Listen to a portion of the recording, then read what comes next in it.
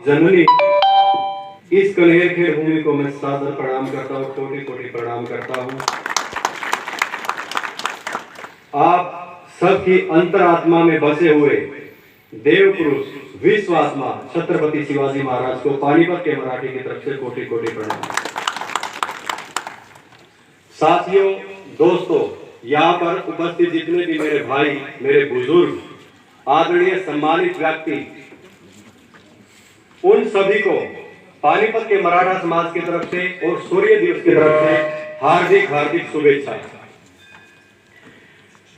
सूर्य दिवस आज भारत में कई जगह मनाया जा रहा है, पानीपत, कनेरखेड़ और अब की बार बेलगाम में भी मनाया जा रहा है, यानी कि 3 जगह।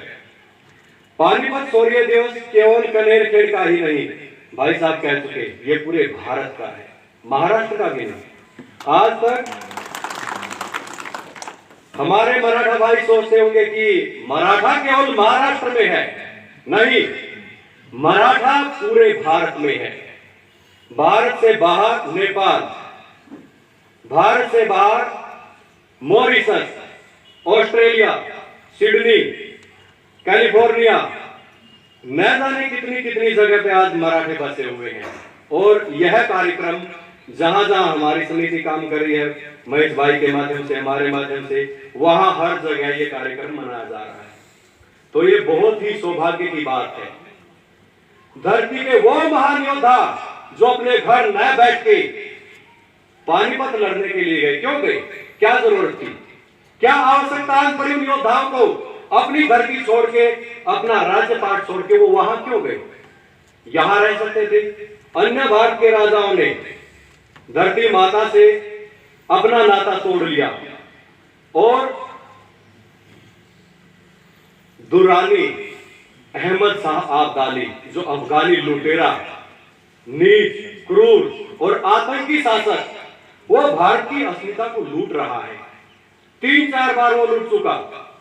1739 से लेके और 1761 तक नादिर शाह से और अहमद शाह अब्दाली दुरानी तक भारत लुटता रहा। किसी के कानों में जून तक नहीं रहेंगे। तब यहां महाराष्ट्र की धरती से छत्रपति शिवाजी महाराज की चेतना, वीर मराठा इस धरती से वहां जाकर युद्ध लड़ते हैं। और किन परिस्थितियों में लड़ते हैं?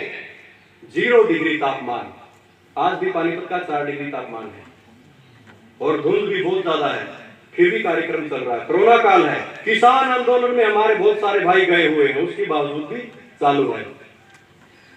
उस खून को सुखा देने वाली ठंड में अपने मराठा योद्धा युद्ध से पहले ही हजारों संख्या में अपनी जान गंवा चुके थे,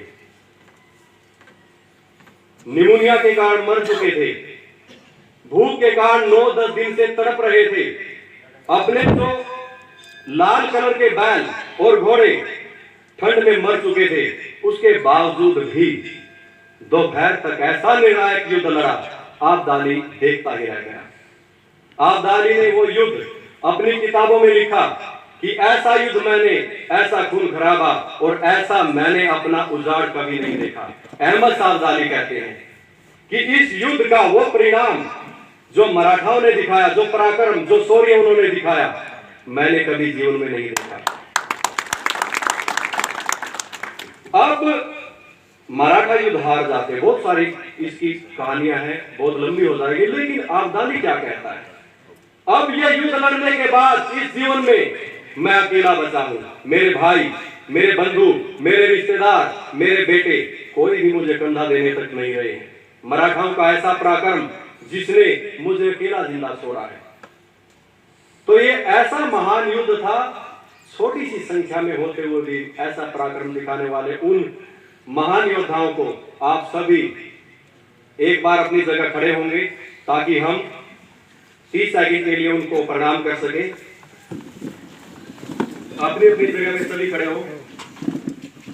उन योद्धाओं को प्रणाम करना बनता है जो इस धरती के लिए, इस राष्ट्र के लिए अपना रक्त बहा गए और उस धरती को सींच गए।